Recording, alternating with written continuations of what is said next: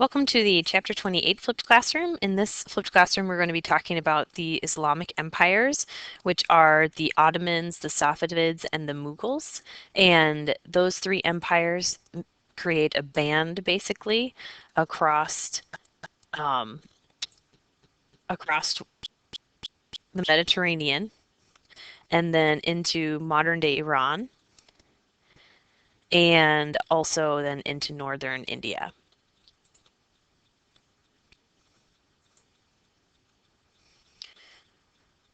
In terms of the overarching ideas of this chapter, they put these empires together because of their conquest and because of their similarity in being all being Islamic, but it's really important to acknowledge that they also have some key differences that will help you remember them. These three Islamic empires dominated a huge extent of territory ranging from Eastern Europe to Northern Africa in the west and India in the east during the early modern age. They controlled the Eurasian land and sea trade routes, and that made their influence even greater.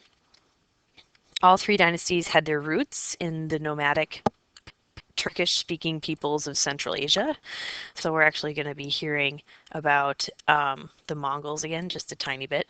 And although they embraced new urban and agricultural concepts, they never really forgot this intellectual and social root. During the 16th and 17th centuries, these dynasties were politically, economically, and militarily dominant, but unfortunately, or over time they weakened, and by the 18th century they had, for a variety of reasons, either collapsed or were significantly weaker. A key concept in this chapter, this is kind of the exception to the rule in some ways, and then in others, kind of the other side of the coin, I guess you could think. For 4.1, which is globalizing networks of communication and exchange, the thing that happens to these empires because of the Columbian Exchange is that their trade routes are disrupted, being that they're land and sea, like Mediterranean trade routes with the Atlantic trade. So that's 4.1 Roman numeral 1. 4.1 Roman numeral 5, letters B and D. Um, the big crops that come in during this time are tobacco, but we don't see the same population increases that we do in other areas, which is part of Roman or letter D. We also see the spread of Islam in Roman numeral 6, letter A, and the Sunni Shia split intensifying.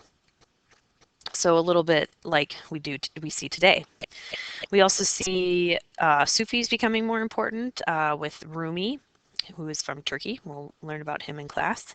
And then also a syncretic blend of religions, letter D, in Sikhism, which is a combination of Islam and Hinduism. You see a lot of arts, particularly these things called miniatures, which you'll be seeing a lot of examples of in the PowerPoint. And then for 4.2, basically, this is looking at social organization and modes of production. And there's an increased demand in the Mughal Empire for cotton, which leads to zamindars procuring that from those groups. And then we've got the role of the zamindars in the Mughal Empire, which is not in your book. It's just in this PowerPoint. And then in terms of state consolidation and imperial expansion, the rulers use both religious ideas and also treat ethnic minorities very differently, and as well as having huge bureaucracies and military officials. And we'll be learning about the Janissaries.